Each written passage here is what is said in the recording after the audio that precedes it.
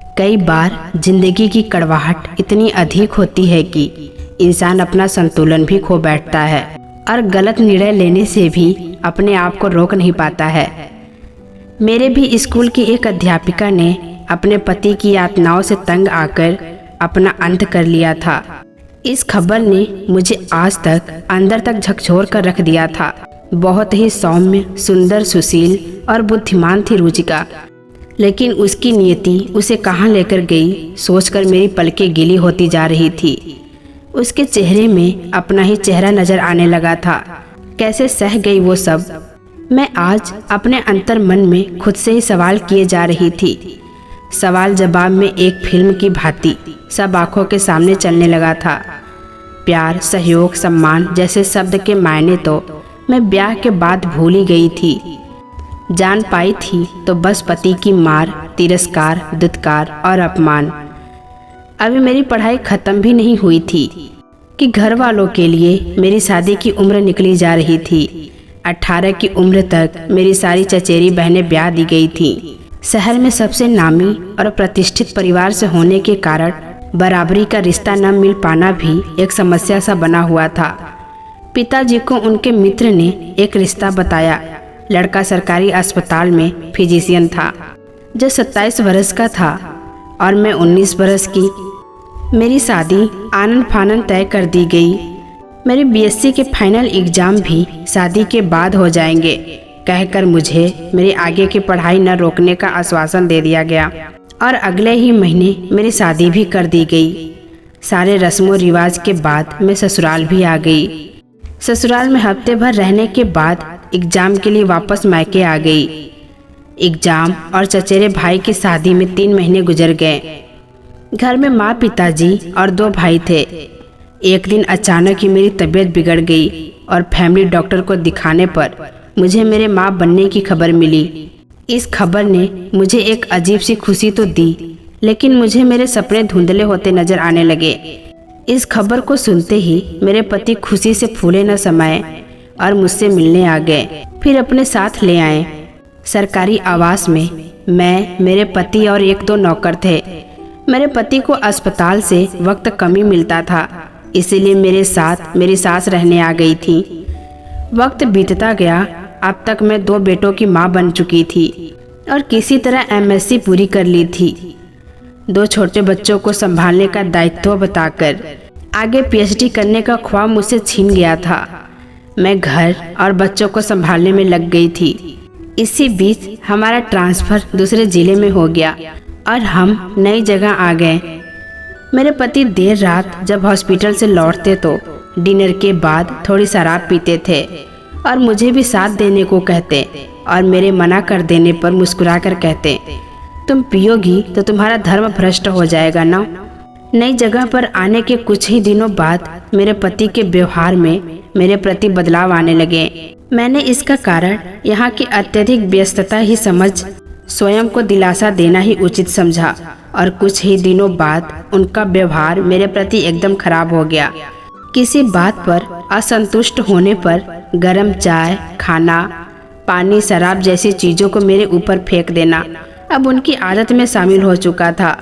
अक्सर वजह बेवजह उनके हाथ मुझ पर उठने लगे थे। मैं कारण जानने का जब भी प्रयास करती तो 2-4 थप्पड़ खाती और खामोश हो जाती।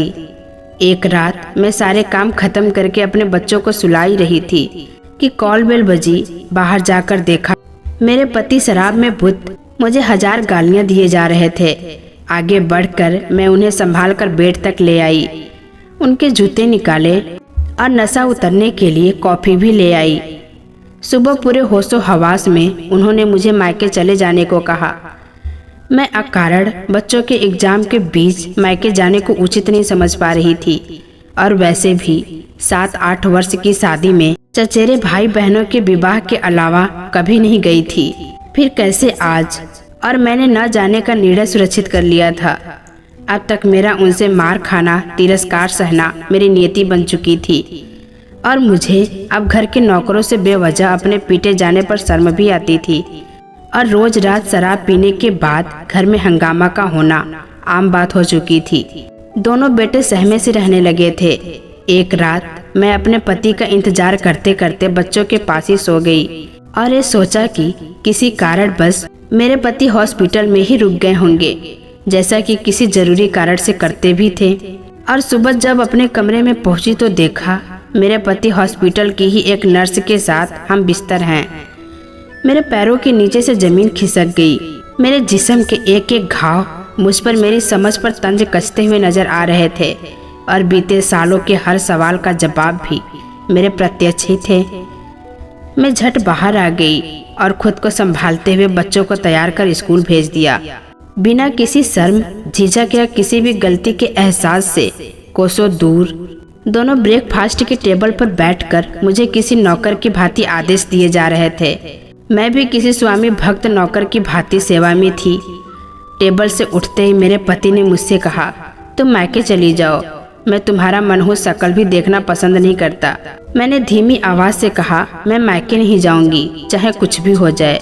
और फिर मायके में मैं अपने घर वालों से आने का कारण क्या बताऊंगी? आपकी ही इज्जत पर धब्बा लगेगा। मेरा इतना कहना ही था कि उनके लात घुसे मुझे मिलने लगे और जब थक गए तो किसी मरे हुए जानवर की तरह मेरे सिर के बालों से मुझे खींचते हुए घर के बाहर लाकर पटक दिया और कहा, न जाने का बहाना बनाती है और मुझे इल्जाम देती है। तभी एक नौकर मेरे बचाव में मेरे सामने आकर खड़ा हो गया और बोला कि साहब जाने दे, मैम साहब को बहुत चोट लग गई। साहब माफ कर दीजिए, अभी कुछ उल्टा पुल्टा हो गया साहब। तो अभी बात उसकी पूरी भी नहीं हुई थी कि डॉक्टर त्रिपाठी, अब रहने भी दो ना, मान जाएगी ये औरत आपकी बात। इतनी मार कम नहीं थी और अब हॉस्पिटल के लिए हम लेट हो रहे हैं। उस साधारण साले रंग की छोटी कद काठी अनाकर्षक नर्स ने कहा। मैं अब तक उसका नाम भी नहीं जान पाई थी। शाम को जब मेरे पति लौटे तो मैंने माफी मांगते हुए कहा कि मुझे यहीं रहने दे, मैं कुछ भी नहीं बोलूंगी, आप जो भी करना चाहते हैं कीजिए, मैं आपके खुशियों में बाधा नहीं बनूंगी।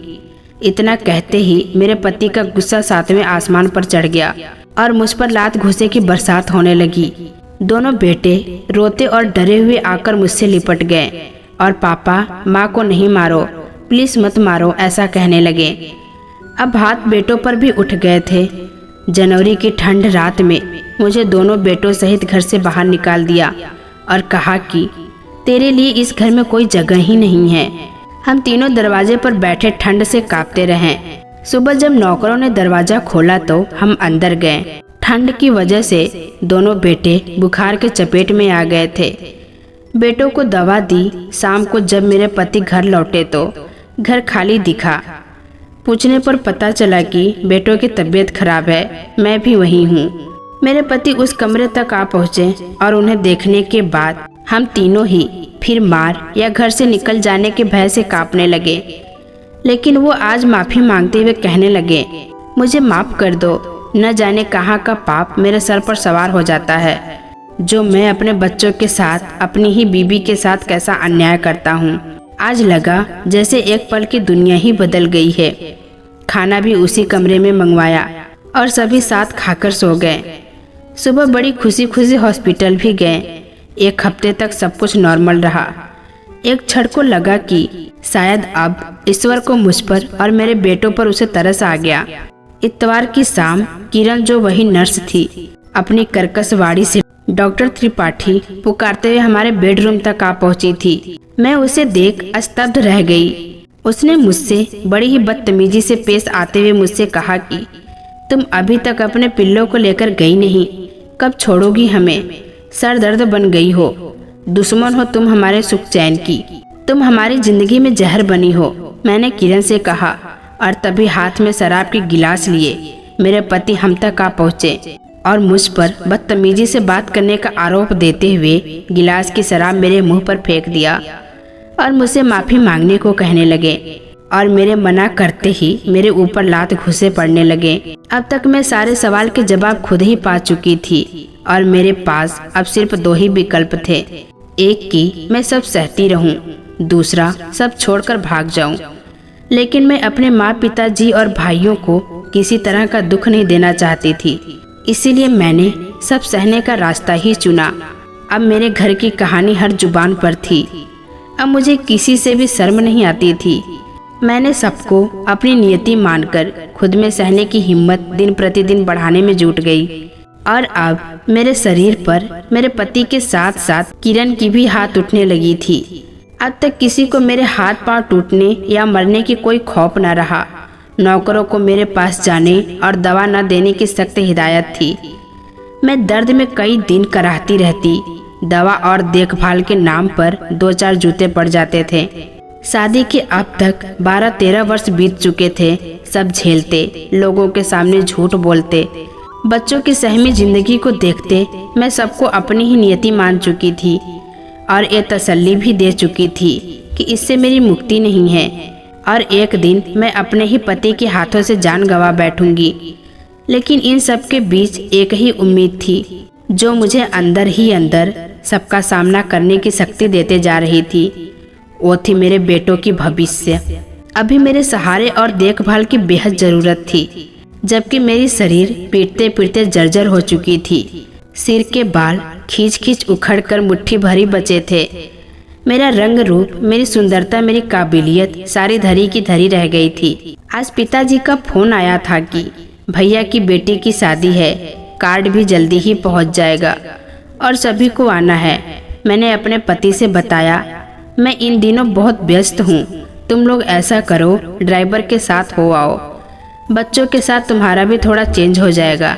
ऐसा कहकर मेरे पति कमरे से बाहर चले गए।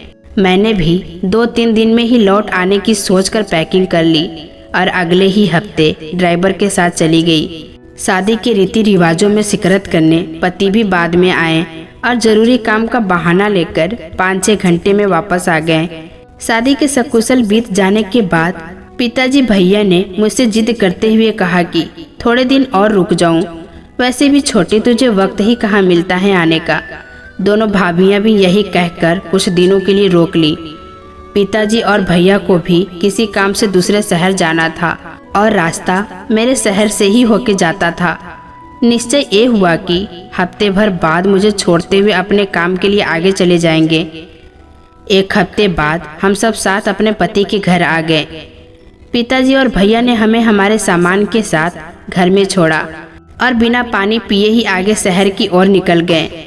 मैं अपने कपड़े बदलने के लिए बैग खोलने ही वाली थी कि मेरे पति किरण के साथ आए और मुझे देखकर मुझ पर चीखने चिल्लाने लगे। मेरे कुछ न कहने पर मुझे खूब पीटा। मारपीट की आवाज़ सुनते ही दोनों बेटे मेरे पास आ गए और 2-4 उन लोगों को भी लग गई थी और आज फिर हमें घसीटते हुए घर से बाहर निकाल दिया और दोनों अपने बेडरूम में चले गए और मैं हमेशा की तरह दरवाजे की सीढ़ियों पर बैठी दोनों बेटों को सीने से लगाए अपने भाग्य को कोसते हुए आंसू बहाए जा रही थी कि मैंने देखा पिताजी और भैया मेरे सामने खड़े हैं। मैं अचकचासी गई और हैरान परेशान झट उठकर आंसुओं को छिपाते हुए दरवाजा खोलने का प्रयास करने लगी। लेकिन भैया और पिताजी मुझे ऐसा देख समझ ही नहीं पा रहे थे कि क्या है ये सब। अभी तो सब ठीक ठाक ही छोड़कर गए थे, आखिर ये सब क्या है। मेरे दोनों बेटे फपक कर रो पड़े और नाना नाना कहते पिताजी से जा चिपके। भैया ने भी उन्हें गोदी में उठा लिया और आंसू पोंछते हुए पूछा, क्या है ये सब। मेरे छोटे बेटे ने रोते हुए भैया से कहा, मामा जी, पापा ने मम्मी को बहुत मारा है और पापा अक्सर ही मारते हैं। जब भी किरण आंटी आती हैं, पापा और ये काली वाली आंटी बहुत गंदी हैं और इसी के कहने पर हम सब भूखे ही घर से बाहर निकाल दिए जाते हैं। पानी बरसे ठंड रहे, हम बाहर ही मम्मी की गोदी में चिपके रहते हैं और श्यामलाल अंकल चुपके से साल और कुछ खाने की चीजें लाते हैं। हमें यहाँ बहुत डर लगता है। पिताजी और भैया की आंखें गुस्से से लाल हो रही थी। भैया गुस्से में दरवाजा को खटखटाने लगे और जोर जोर से मेरे पति का नाम लेकर बुलाने लगे। दरवाजा खोलो नहीं तो तोड़ देंगे। भैया ने गुस्से से कहा, आज अगर मेरे जरूरी कागजात यहाँ ना छूटे होते तो हमें तो तुम्हारे वासिपन का पता ही नहीं चलता। हमारे घर में रिश्ता करके हमारे साथ नाम जोड़ने से पूरा तुम्हारा खानदान खुद को धन्य समझता है और तुम मेरे बहन के साथ ऐसा बर्ताव, कहाँ कमी रह गई थी हमसे या मेरी बहन से। तुम इतनी नीचता दिखाओगे हमने तो कभी सपने में भी नहीं सोचा था। भैया का गुस्सा इतना बढ़ गया कि उन्होंने मेरे पति के गाल पर जोर का तमाचा दे मारा। ये देख किरण सामने आकर लड़ने लगी भैया से। पिताजी ने जोर की फटकार किरण को लगाई और मेरी तरफ देखते हुए मुझसे कहा कि छोटी, तुम अपने और बच्चों के जरूरी सामान लो और यहाँ से चलो। हम यहाँ एक सेकंड के लिए भी तुझे नहीं छोड़ेंगे। तुमने बहुत सह लिया हमारे अनजाने में, लेकिन अब बिल्कुल भी नहीं। मैंने भी अपने सर्टिफिकेट और बेटों के रिजल्ट और अपने कुछ कॉपी किताब बैग में डाले और जो बैग लेकर लौटी थी वैसे ही बंद कर भैया ने गाड़ी में रखवा दिए। जब हम गाड़ी तक आए तो हमारे घर के नौकर, हमारे पड़ोसी जो गाड़ी के पास ही खड़े थे, उन्होंने सारे हाल से भैया और पिताजी से अवगत करा दिया। उसके बाद हम सबको अपने साथ लेकर गाड़ी में बैठ गए। पिताजी मेरे बगल में बैठे मेरे आंसू पोंछते और खुद भी रोते रहे। भैया बेटों को संभालते रहे। पिताजी ने ड्राइवर से घर वापस चलने को कहा। थोड़ी ही दूर चलने पर पिताजी और भैया ने एक साथ ही ड्राइवर को पास के पुलिस स्टेशन चलने को कहा। वहां पहुंचकर मेरे पति के खिलाफ रिपोर्ट लिखवाई। हम वहां के एक बड़े ऑफिसर के घर में आ गए और सारे हाल विस्तार से बताया। वो ऑफिसर भी अपनी बेटी की तरह मुझे स्नेह दिए और पूरी तरह से कड़ी कार्रवाई की और हमें पूर्ण सहयोग का आश्वासन दिया। वो रात मेरी जिंदगी की आखिरी काली रात साबित हुई और सुबह की फुटती किरणों के साथ मैं हर दुख से मुक्त होकर अपने मायके आ गई। कुछ दिनों के केस चलने के बाद हमारा तलाक हो गया। मैंने पिताजी से कहकर दूसरे शहर में नए सिरे से जिंदगी की शुरुआत की। मैंने सबसे पहले अपनी पीएचडी पूरी की और यहाँ आकर बच्चों के लिए एक स्कूल खोल लिया। साथ ही दोनों बेटों की परवरिश में कोई कमी नहीं आने दी। वक्त के साथ मैंने स्कूल के बाद एक गर्ल इंजीनियर कॉलेज खोलकर स्वयं को व्यस्त रखते हुए हमेशा लड़कियों को अपने पैरों पर खड़े होने की शिक्षा देने का प्रयास किया और दोनों बेटों को उच्च पद पर कार्यरत देखकर हमेशा ही ईश्वर का धन्यवाद किया। दीवार पर टंगे कैलेंडर तो पलट दिए जाते हैं, लेकिन उन हर पन्नों के बीच खुशियों और गमों के दिन भी किसी लाश की तरह दब कर रह जाते हैं। मैं भी अब उस भयावह जिंदगी को अपनी ताकत बनाकर जीने की आदत डाल चुकी हूँ और जिंदगी की जहर में से कुछ बूंद अमृत की तलाश में मासूम बच्चों के साथ ही जिंदगी गुजार रही हूँ। तो दोस्तों, कैसी लगी ये कहानी कमेंट बॉक्स में ज़रूर बताइएगा। फिर मिलेंगे दोस्तों अगली वीडियो के साथ। तब तक के लिए अपना ख्याल रखना।